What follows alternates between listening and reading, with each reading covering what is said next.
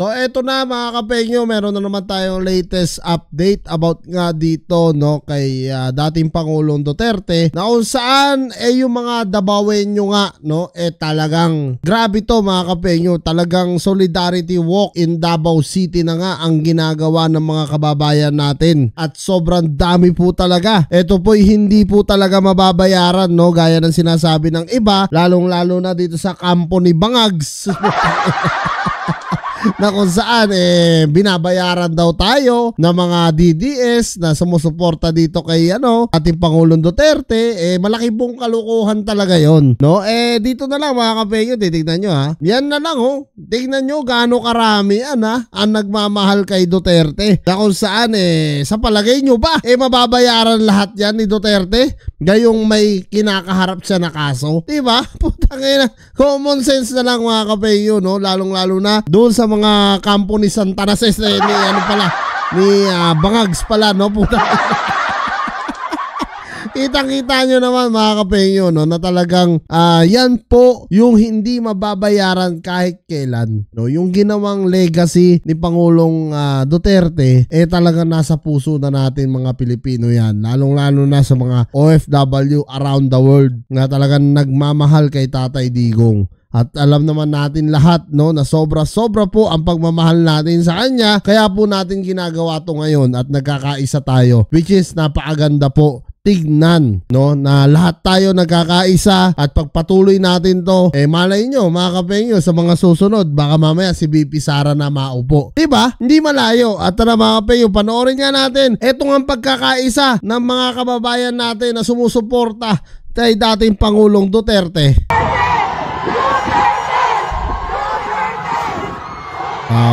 Galit na galit mga kababayan natin. Dami.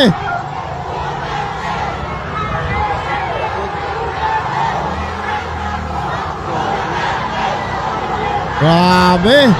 Alam nyo, sa totoo lang, yan talaga ang tunay na bumoto kay BBM noon, nung panahon na ginamit niya si Pangulong Duterte, no? Doon sa nagsasabing mga tulongges na 30 million plus daw ang supporters ni President BBM. Maling-mali po yun. Baka po yung 2,000 doon supporter niya, no? Yung the rest na 29 million plus supporter po talaga yon ni Duterte. Isipin nyo, kahit ako po napaboto po ako talaga doon, dahil po sabi nga nila pagbabago na, kumbaga iisahin na. Kaso anong ginawa netong BBM? Masyado pong nasilaw no sa kapangyarihan, kaya kahit sino talo-talo na. Kahit pa ipinalibing ni dating Pangulong Duterte ang kanyang tatay, wala po talagang utang na loob itong si Bangag. Diba? Yan po ang katotohanan.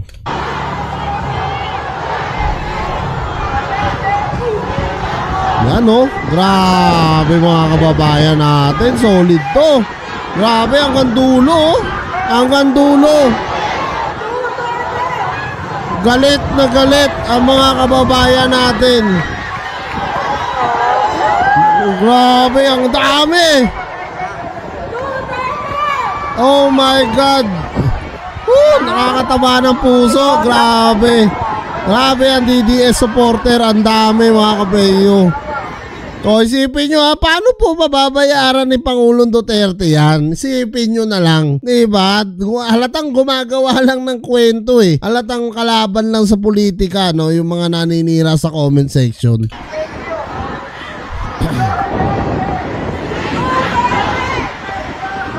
Grabe Duterte! Duterte! Pakawalan nyo na, no? Ang aming Tatay Digong. Bring it home.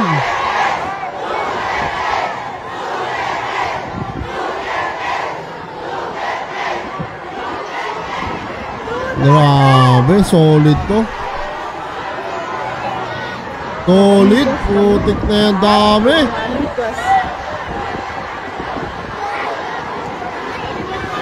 Yung solidong pagmamahal talaga, no, ng mga kababayan natin kay Tatay Digong. Grabe. Nakakabilib, nakakabilib.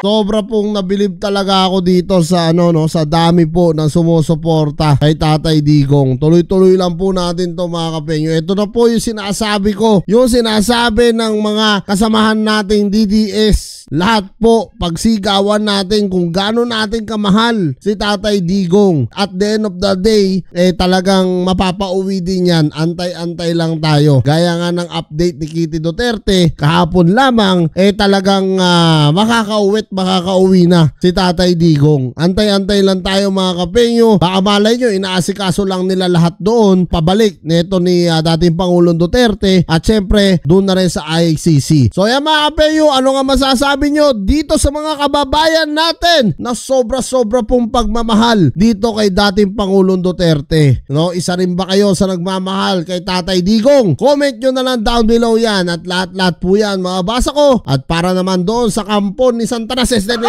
Bangag pala, wag nyo na lang intindihin niya mga kapenyo kasi sanay na sanay manira yung mga yan.